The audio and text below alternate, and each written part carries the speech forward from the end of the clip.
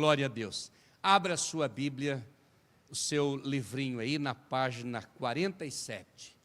Página 47, vamos ler a palavra de Deus. O assunto que nós vamos fazer menção aqui é o assunto de ética ministerial. Glória a Deus, ética ministerial. O texto bíblico aqui na nossa revista está 1 aos Coríntios, capítulo 10, versículos 23, o 31 e o 33. Na verdade, esse capítulo 10 de Coríntios é muito profundo e talvez nós faça menção de alguns pontos desse capítulo. Mas diz o texto: todas as coisas me são lícitas, mas nem todas as coisas convêm. Todas as coisas me são lícitas, mas nem todas as coisas edificam. Portanto, quer comais, quer bebais, ou façais outra qualquer coisa, fazei tudo para a glória de Deus. Portai-vos de modo que não deis escândalo, nem aos judeus, nem aos gregos, nem à igreja de Deus, como também eu em tudo agrado a todos, não buscando o meu próprio proveito, mas o de muitos, para que assim se possam salvar. Continue com o seu livrinho aberto para nós acompanhar um pouco o que nós escrevemos aqui. A matéria é um pouco vasta, mas vamos resumir o máximo, e com a Bíblia aberta no capítulo 10 de 1 aos Coríntios. Veja aqui nessa introdução: nunca se falou tanto em ética quanto nos dias em que vivemos. Nossa sociedade está atolada no verdadeiro lamaçal de falta de ética na área política, religiosa, empresarial ou privada. A moral e os bons costumes estão sendo vistos como algo a ser destruído. Há um clamor generalizado pela ética em todos os setores. Nós, como ministros de Cristo, sal da terra e luz do mundo, conforme Mateus 5:3-16, temos a responsabilidade de fazer a diferença ética através da nossa presença no mundo, pois o mundo está olhando para nós, esperando ver as nossas boas obras e glorificar o nosso Pai que está nos céus, conforme Mateus 5:16, e eis o grande desafio para o ministério aprovado e bem-sucedido. Ética. Aqui nesse texto que nós lemos, e aqui nessa introdução, já começa a clarear esse tema tão importante, porque há uma revolução do interesse pela ética. Nos últimos 30 anos, até ali parece que se obedecia mais, se era mais ético, todos os homens do ministério, mas a partir dali houve uma preocupação muito grande e os escritores de livros começaram a escrever bastante sobre ética. A mídia, falar sobre ética, as escolas e os seminários inserir no currículo escolar, nos seus ensinamentos, também nos seus escritos, esse tema, esta matéria ética, tão necessária para todos os que estudam a palavra de Deus, pregam a palavra de Deus, são ministros da casa do Senhor. Com o objetivo do quê? De formar o caráter do novo ministro, preservando a moral, a espiritualidade desse novo ministro, desse novo líder, para soltá-lo para a sociedade, para cuidar da igreja e das congregações. Toda a liderança religiosa hoje está sendo cirandada numa peneira de malha fina. Estamos sendo vistos, olhados por todos, o nosso comportamento. Vire a página 48, compreendendo a ética definição de ética. Definição etimológica, no grego, ethos, costume, disposição, hábito. No latim, mos, mores, vontade, costume, uso e regra. Definição filosófica de ética. A teoria da natureza do bem e como ele pode ser alcançado. Definição científica de ética. Um grupo de princípios morais, o estudo da moralidade. E vem a definição popular de ética. A ética é a conduta ideal do indivíduo. Como me conduzir? Com desequilíbrio a nível social, a nível nacional. Como eu vou me equilibrar? Como vou cuidar da minha vida? Com o desrespeito que tem hoje dentro da nossa sociedade. No meio dos crimes cibernéticos, das acusações terríveis e infundadas contra a liderança. Sofre hoje um Brasil inteiro. 2018 foi um ano que muitos não gostariam que voltasse mais a ser falado, a ser citado na história, porque foi um ano difícil. Na área econômica, uma grande mudança para as empresas, para o grupo empresarial. Na área política, uma desmoralização total. Até o candidato a presidente na época, hoje é presidente, quase foi assassinado. Uma dificuldade terrível, um desrespeito contra líderes, artistas, chefes, pastores, obreiros, falando de todos nós aqui. Por que isso? Falta de ética, falta de respeito num contexto social generalizado. O alvo da ética, na continuação aqui, a ética investiga e julga a conduta, se é boa ou se é má, se é certo ou se é errado, e o que deve e o que não deve ser feito. Ela questiona qual padrão pode ser aplicado para todos os indivíduos. A ética ensina a definir o certo e o errado, a bondade e a maldade. Qual é o verdadeiro dever e como alcançar? O alvo da ética é descobrir as virtudes do homem, para que desempenhe suas funções para o seu próprio bem e o bem da sociedade. Ter um padrão ético permite corrigir a conduta defeituosa do homem. E aí fala do respeito que nós temos que ter.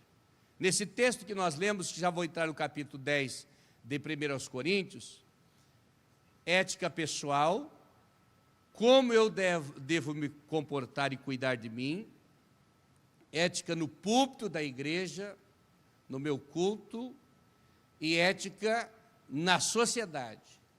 Como devo aplicar esse comportamento, pautado na palavra de Deus, na seriedade das Escrituras, que nos orientam, nos instruem e não nos deixam em dúvidas, sem dúvida nenhuma. Definição entre ética e moral. Vamos para o livrinho aqui.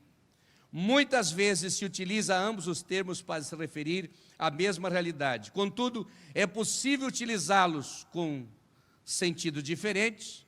Machado salienta que o termo ética pode ser usado para uma aproximação racional filosófica ou para indicar o estudo sobre a justificação das normas de comportamento, enquanto a posição a moral pode ser utilizada para considerações religiosas ou para se referir aos códigos concretos do comportamento humano. Depois, ainda na continuação, diz: na filosofia clássica, a ética não se resumia à moral ou a hábitos, mas buscava fundamentos teóricos para encontrar o melhor modo de viver e conviver, isto é, a busca do melhor estilo de vida, tanto na vida privada quanto na vida pública, ou seja, a moral é um dos objetos de estudo da ética, mas a ética não se resume ao comportamento moral, que muitas vezes é tratado de forma cultural. A ética busca o ideal de conduta que se possa aplicar de forma universal. Quando estava escrevendo essa matéria e olhando no contexto teológico e filosófico, eu observei aqui, escrevi antes da filosofia, as religiões já se preocupavam com a retidão da conduta humana, formando doutrinas de julgamento e recompensa. Entretanto, Sócrates, 450 anos antes de Cristo, é considerado o pai da ética na filosofia ocidental. Ele costumava formular perguntas como: o que é coragem? O que é justiça? O que é piedade? O que é amizade? E quando os atenienses respondiam dizendo que eram virtudes, ele indagava: o que é virtude? Ao levar-se ao auditório à reflexão, ele desejava que eles viessem a entender a verdadeira natureza do bem e a conduta ideal do indivíduo. Ética como um ramo da filosofia, como ciência, está elencada entre os principais ramos da filosofia. A matemática, ou metafísica, estuda a teoria sobre a verdadeira natureza da existência. Na política, estuda a comunidade humana, a origem social, o poder do governo e a conduta ideal do Estado. Na lógica, estuda o raciocínio que guia o pensamento, verifica a estrutura e validade dos argumentos. Na gnoseologia, estuda a teoria do conhecimento. Na estética, estuda a natureza da beleza, da criação artística e se ocupa da teoria das belas artes. Ética, estuda a conduta ideal do indivíduo, examina as condições morais e normas, sua lógica, validade e universalidade. Principais subdivisões da ética. Descritiva, constata como o ser humano se comporta. E a normativa determina como o ser humano deve se comportar. Agora, você volta ao texto ali, mais para frente vai clareando melhor, pois poderão até ler melhor ali. Quando nós lemos aqui nesse texto de 1 Coríntios 10, 23, 31 a 33, eu comecei a olhar aqui o que Paulo estava querendo orientar a igreja do Senhor em Coríntios. O argumento de Paulo aqui sobre o estilo de vida dos crentes. Ele argumenta orientando a igreja de Corinto, pois ele foi o doutrinador da igreja que escreveu a carta para a igreja de Corinto, falando da necessidade da autodisciplina de cada cristão, disciplina ética, porque eles pensavam que por professar a fé, frequentar a igreja, participar da ceia, podiam viver como eles bem entendiam, mas não era bem assim, estava errado. E Paulo queria doutriná-los, e para doutriná-los, usou o exemplo da nação de Israel.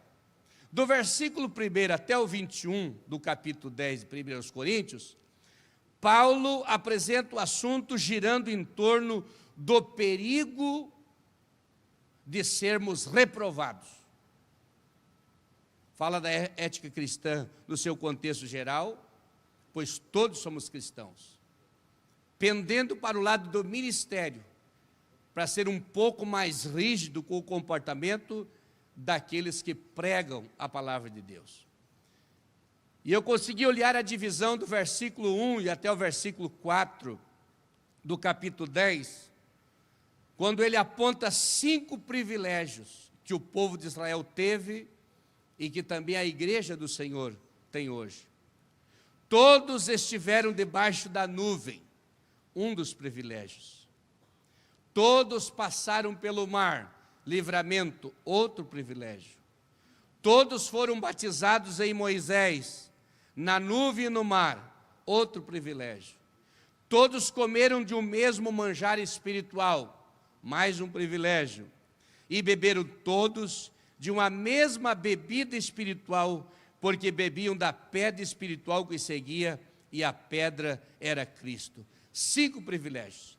Toda a nação, desde a criança, o jovem, o adolescente, o ancião, o sacerdote, o líder, o chefe, até mesmo Moisés, todos tiveram os mesmos privilégios.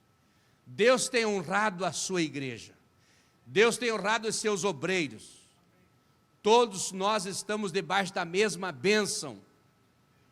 Deus está abençoando todos da mesma forma, abrindo as portas, fazendo milagres, dando coisas até que nós não merecíamos ou não pedimos, mas Deus tem exigências também. Do versículo de número 5 até o versículo 10, ele aponta as 5 perversidades também que eles faziam. A primeira perversidade diz aqui: não cobicemos as coisas más como eles cobiçaram. E ele queria corrigir a cobiça. Isso não é só para a nação de Israel, não é só para os crentes, é para nós, para toda a liderança. Fugirmos da cobiça. Deus dá uma coisa, a gente quer outra. E se falar de cobiça entre o ministério, nós vamos aprender muito sobre cobiça, porque é um mal que está acabando com muitos obreiros. Falo para um presbitério, para um grupo de obreiros e auxiliares, mas nós temos aqui um grupo de pastores também. Parece que a palavra dos oradores se dirige mais especialmente para os pastores, mas com muito cuidado, respeito aos pastores que estão na nossa retaguarda, dizer a todos nós, tomarmos cuidado com a cobiça. Eles cobiçaram, não cobicemos as coisas como eles cobiçaram as coisas más. Quanta gente se estragando por isso. Não vos façais, pois, idólatras, como alguns deles, conforme está escrito. O povo assentou-se a comer e a beber, levantou-se para folgar. Idolatria é arrumar alguma coisa para nós priorizar, arrumar alguma coisa para nós adorar, para nós colocarmos na frente como prioridade da nossa vida, do nosso ministério. Mas estamos falando aqui ainda na ética pessoal, nosso comportamento pessoal.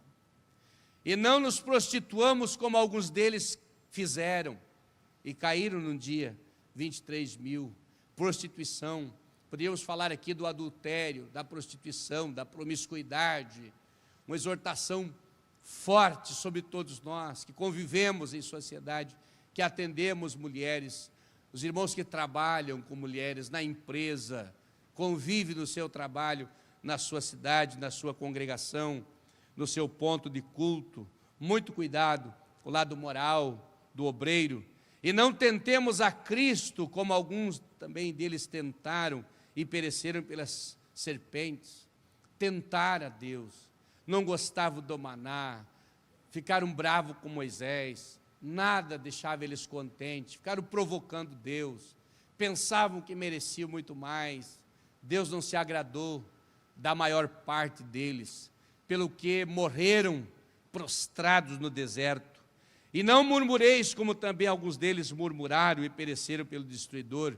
A murmuração, Deus nos tem despertado para ensinar a igreja contra a murmuração.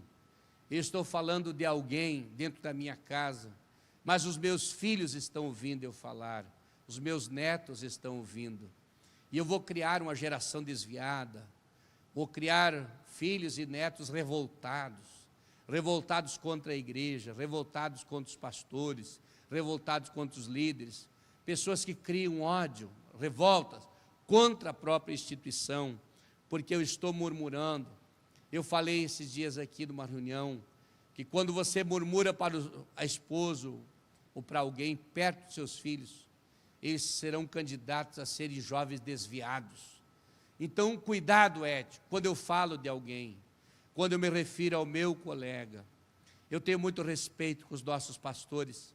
Às vezes a gente está nas convenções, nos corredores dos hotéis, nas reuniões de amigos, conversando, na hora do café, do almoço, com aquele cuidado para não denegrir a imagem de um companheiro, não falar uma inverdade, às vezes, contra um companheiro. E às vezes entre nós também, os pastores locais, aquele cuidado que a gente tem para não estragar a vida do companheiro, a murmuração, denegrir a imagem do companheiro.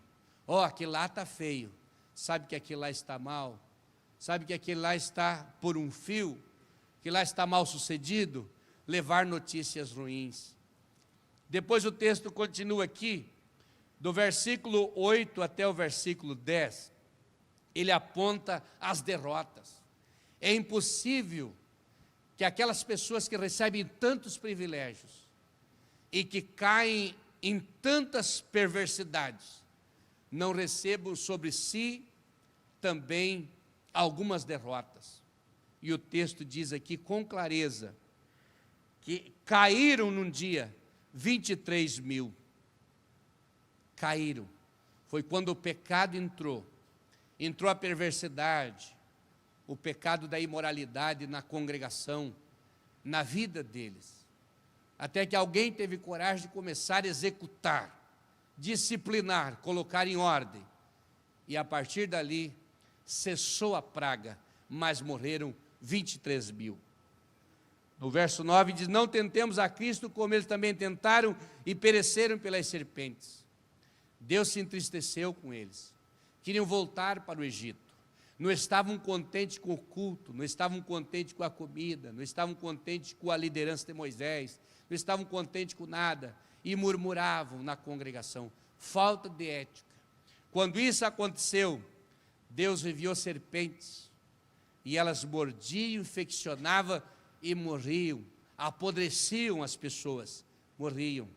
São derrotas que vêm sobre as pessoas que não têm ética na sua vida. E não murmureis como também murmuraram e pereceram pelo destruidor. Abriu a terra, naquele assunto de Coré, e morreram. Muita gente. Se os sacerdotes não correm para oferecer sacrifício, morreria a congregação inteira. A ética pessoal aqui, é o cuidado com o indivíduo, eu e o meu Deus, eu e o meu comportamento com o meu Deus, eu como pastor da igreja, eu como crente, eu como irmão. Do versículo número 22 em diante, até o versículo 32, está falando aqui do culto, meu comportamento no culto daí. Falando aqui, o verso 14 ao 21. Meus amados irmãos, fugi da idolatria. Meu sistema de adoração no culto, como estou me comportando como um adorador. Falo como a sábio, julgai vós mesmo que digo, o cálice da bênção que abençoamos não é a comunhão do sangue de Cristo? Então, primeiro a adoração, a idolatria. Depois está falando de comunhão, a minha comunhão com o altar, com o meu culto que adora a Deus. Depois, a unidade, no verso 17, sendo muitos somos um só pão e um só corpo, porque todos participamos do mesmo pão. A unidade, ética da unidade. Vamos trabalhar para unir, vamos trabalhar para ver os irmãos, um gostar do outro, um obreiro gostar do outro, um pastor ter respeito com o outro, ter amor pelo outro, respeito. Isso fala de unidade. Quando se fala de hierarquia também, respeitar a hierarquia. O obreiro na congregação respeita o seu líder, conhece o seu lugar, sabe a sua função, como deve se comportar na função que foi colocado. Eu, como pastor, procuro fazer a minha parte. Nossos pastores, tenho muito respeito, especialmente com aqueles que são mais velhos do que eu. Às vezes até para fazer uma pregação, eu dou uma olhada, quem são os pastores que estão ao redor de mim, a idade que eles têm, se eu posso ter aquela ousadia de dizer aquela palavra, ou talvez não é hora, para não faltar com a ética, não ir além, não me prevalecer do momento, cuidar, respeito, ética, até na estrada. Falei numa reunião de pastores, não me lembro aonde, que até na estrada eu respeito a hierarquia. Se eu alcançar meu presidente da convenção, eu fico com o meu carro atrás. Ele pode vir para 60 por hora, eu não posso do carro dele, porque eu sei que há uma autoridade de Deus na minha frente e que está acima de mim. Não fura espaço. Não se aproveite da popularidade para podar alguém, para pisar em alguém, para passar na frente de alguém. Às vezes Deus usa, o obreiro é mais sábio do que outro, estudou um pouco mais na congregação, tem mais preparo, e ele acha que já pode desconsiderar o seu superior, seu líder, e passar por ele. Até no trato. Eu não gosto quando um obreiro chama outro pelo nome só. O João, o Antônio, o Pedro, o Marcos, não.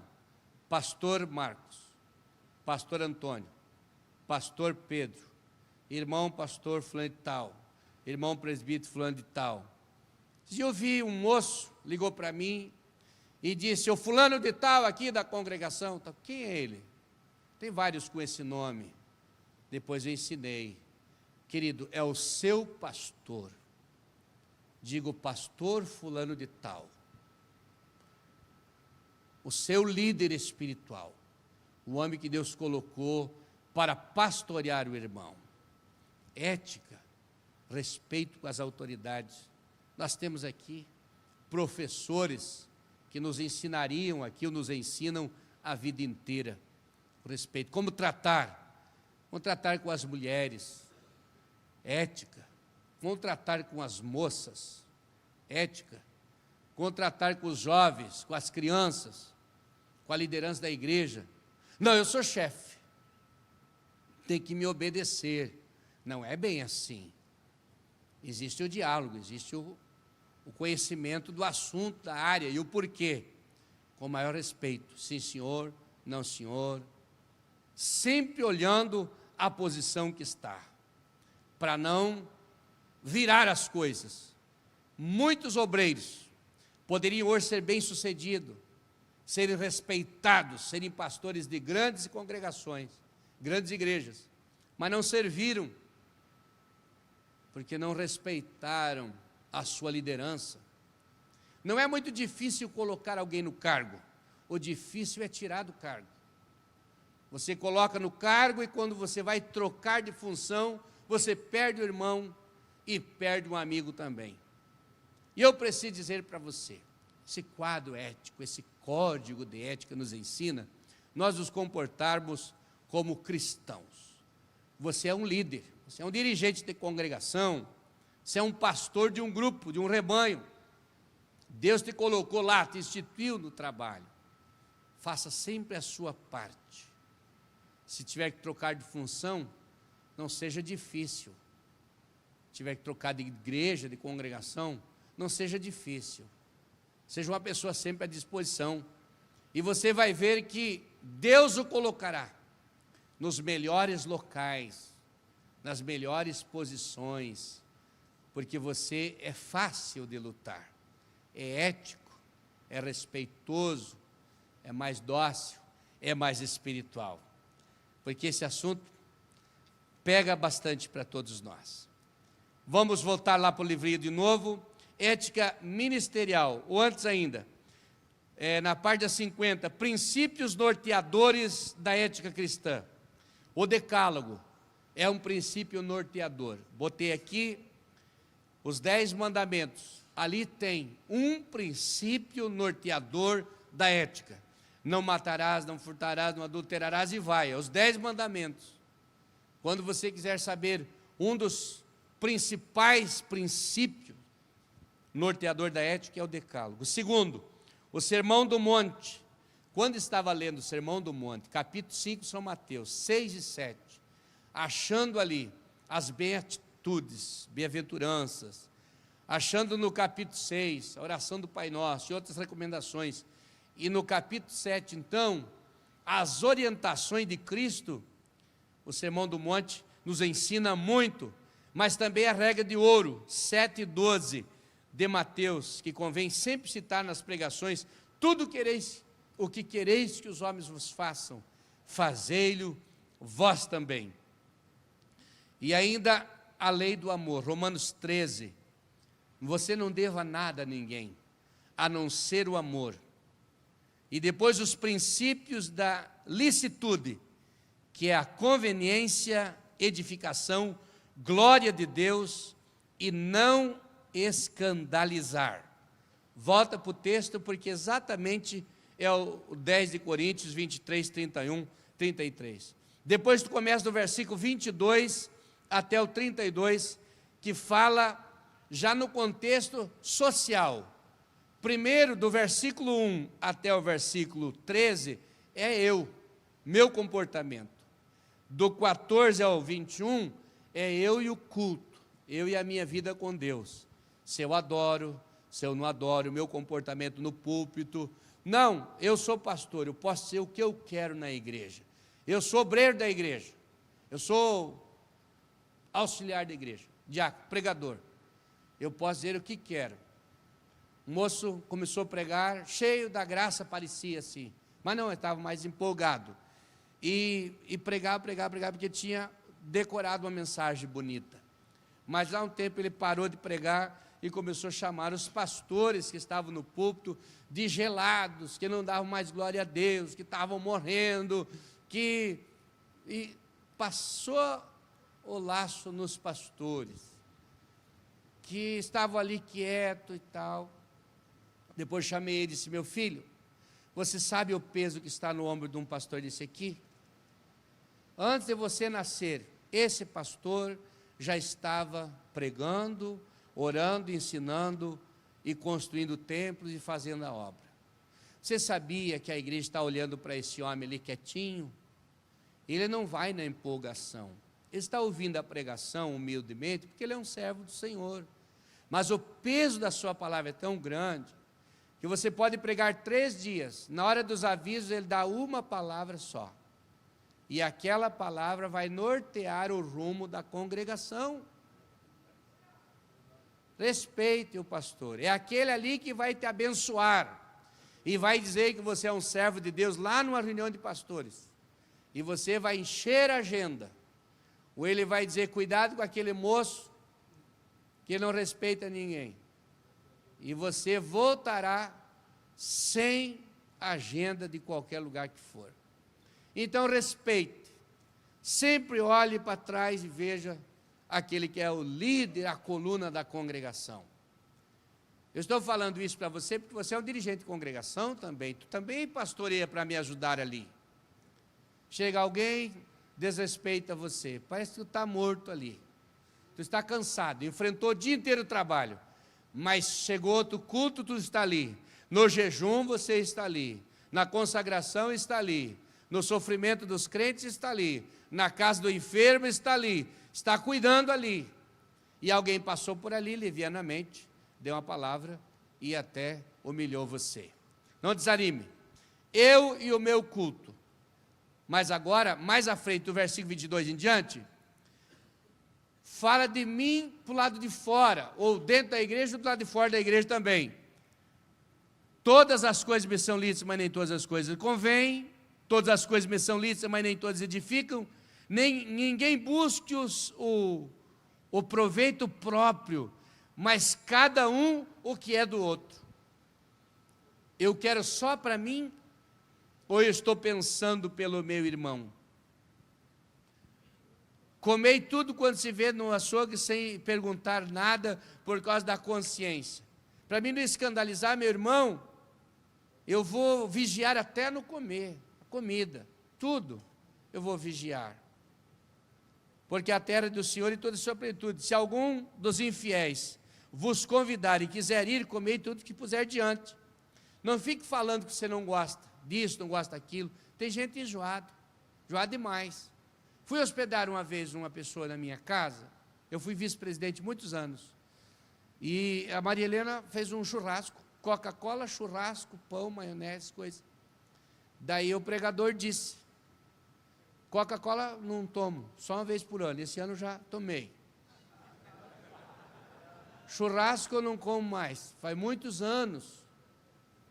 Mas era um jovem, 28, 30 anos. E também não gosto de comer maionese. Ele disse, agora o que eu vou dar para você almoçar? Mas daí arrumamos uma comida ali rápida e daí comeu o servo do Senhor. Mas passou um tempo, encontrei em outro lugar e comemos churrasco junto. Era uma prova para mim, mas não fiquei bravo com o servo de Deus e os anos ensinaram ele também, ele ficou uma benção depois, era só no começo. Mas talvez era porque estava muito divino já, né? Ficou santo demais, né? Daí vem esse pensamento de eu querer só para mim, de eu exigir demais, falta de ética. Eu tenho que pensar pelo irmão também, tenho que pensar pela irmã também. Ética no restaurante, quando as pessoas têm mais idade, de hierarquia, deixa eles se servirem, depois a gente vai no casamento, deixa as pessoas irem na fila, espera um pouco. Isso é ética. No aniversário, deixa prioridade para a família. No casamento, não, eu sou pastor, eu tenho que estar sempre na frente. Todos vão nos honrar, mas vamos fazer a nossa parte. Eu fui no aniversário de um pastor, e quando chegou a hora do almoço, fecharam os bufês todos, e o pastor ficou sozinho lá atrás. Eu fiquei com ele. Fiquei com ele e ninguém veio convidar ele. Daí ele entrou no fim da fila. Daí um pastor de uma igreja vizinha, vice-presidente da igreja, não era o presidente, chegou e disse para mim, pastor, eu vou dar um jeito de conduzir o aniversariante lá, mais na frente, porque eu estou com vergonha aqui, não vi ninguém aqui levar o aniversariante. Daí eu disse, conduza ele, eu fico na fila aqui, porque sou visitante e tal, e eu não quero... Daí foi difícil conduzir o aniversariante para sentar lá na mesa e comer. Daí eu fiquei vendo, falta de ética, falta de ensinamento também. Precisa ter alguém que sempre observe isso aí. Mas também a etiqueta, né, faz parte também. Etiqueta é como se deve comportar o indivíduo no dia a dia, na igreja ou em algum lugar. Houve uma festa de idosos numa igreja, nas congregações, e foi convidado um grupo de irmãos haitianos. Veja como as culturas são diferentes também. E na hora da comida, os irmãos estavam todos ao redor das mesas, e o grupo foi convidado, foi correndo lá para o buffet, serviram todos, crianças, adultos, todos, e foram comer. E alguns irmãos disseram, veja, falta de educação, foram tudo na frente, tal. Mas tinham sido convidados. Depois eles fizeram a festa deles e convidaram o mesmo grupo. Daí que o grupo foi entender. Quando chegaram lá na hora da alimentação, do almoço, ninguém se mexeu do lugar, nem as criancinhas. Deixaram a preferência todas para os convidados. Daí que os irmãos entenderam que a cultura deles, eles foram convidados e para eles a prioridade era deles. Agora, quando eles convidaram, a prioridade deles era os irmãos. Então, é questão também de entender como funciona aqui, como funciona lá. Você vai lá no Japão, no outro país, a cultura do outro país também, tem que tomar muito cuidado, a etiqueta daquela região. Ética cristã consiste nos costumes de uso e regras, princípios morais e conduta para o cristão viver, tendo como base a Bíblia Sagrada. Tudo a Bíblia nos ensina, como nos devemos nos comportar como crente, como nós devemos comportar como crente líder, crente pastor, crente obreiro, como crente pai, como crente marido, em todas as áreas. A ética cristã e a ética ministerial nos orienta como devemos nos comportar. Ética ministerial, assim como a ética cristã procura refletir sobre o comportamento ideal de cada crente, a ética ministerial conduz o ministro cristão a estabelecer os valores necessários para uma boa conduta, pela experiência pautada na palavra de Deus. A ética ministerial se encarrega de nortear o comportamento do líder cristão. Me ajude a pensar no tempo aí. O líder deve aplicar os padrões éticos ministeriais em sua vida, aqui e agora, sem deixar as circunstâncias ou situações os mudarem.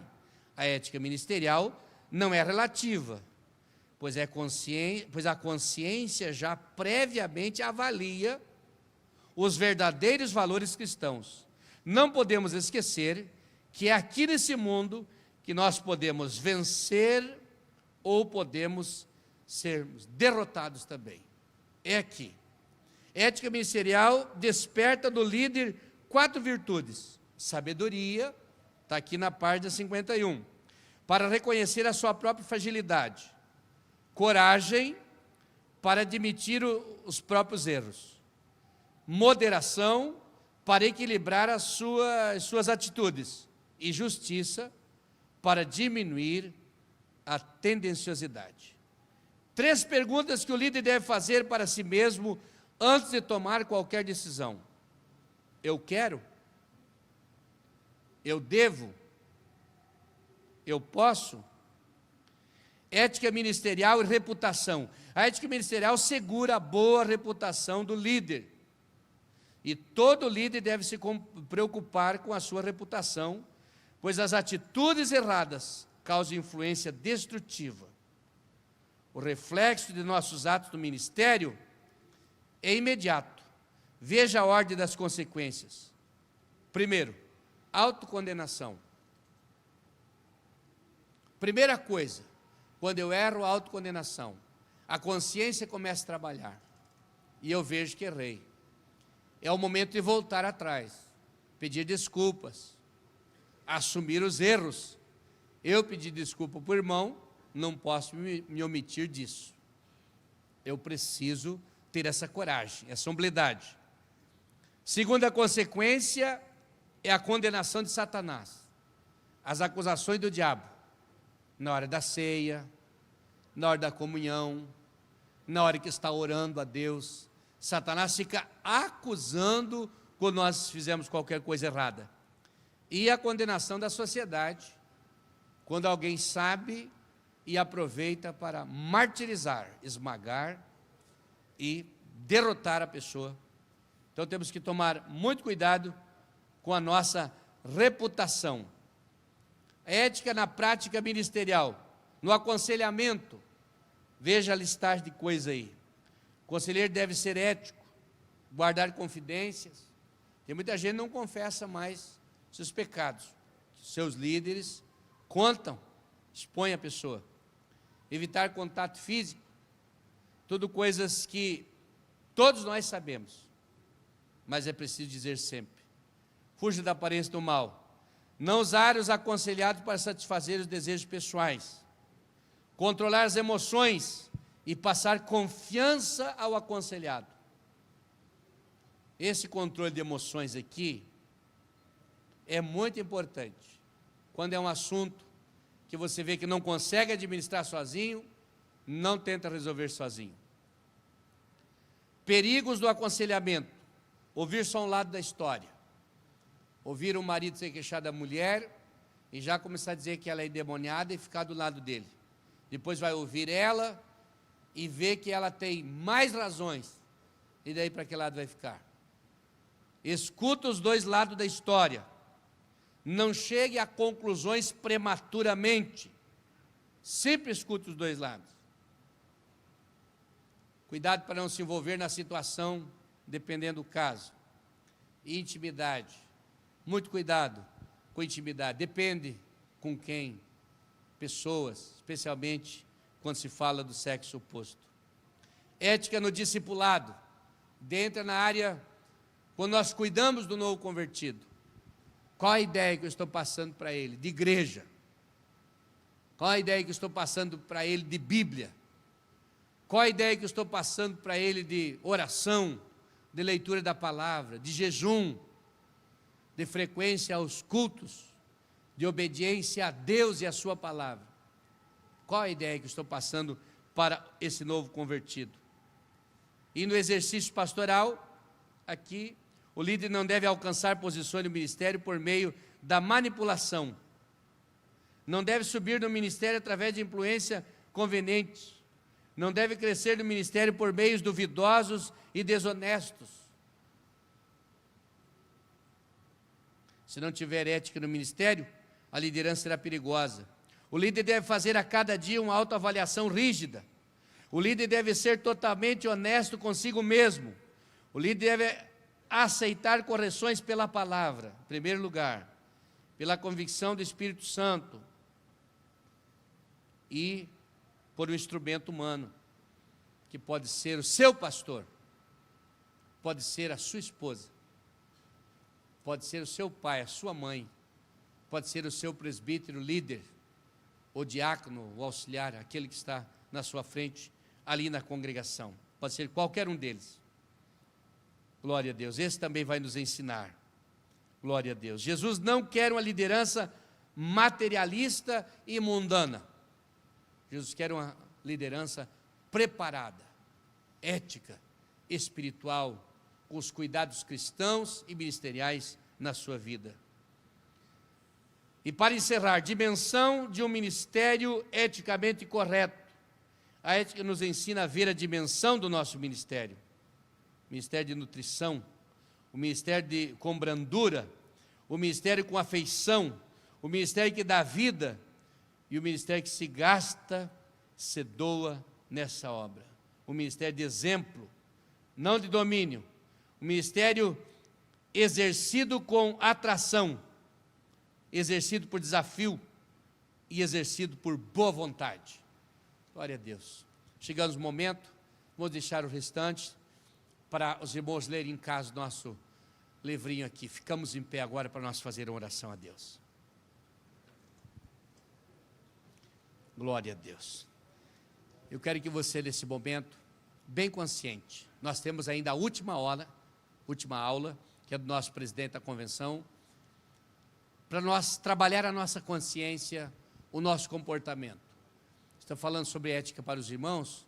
Na verdade, todos nós estamos num barco só. Estou falando para mim também.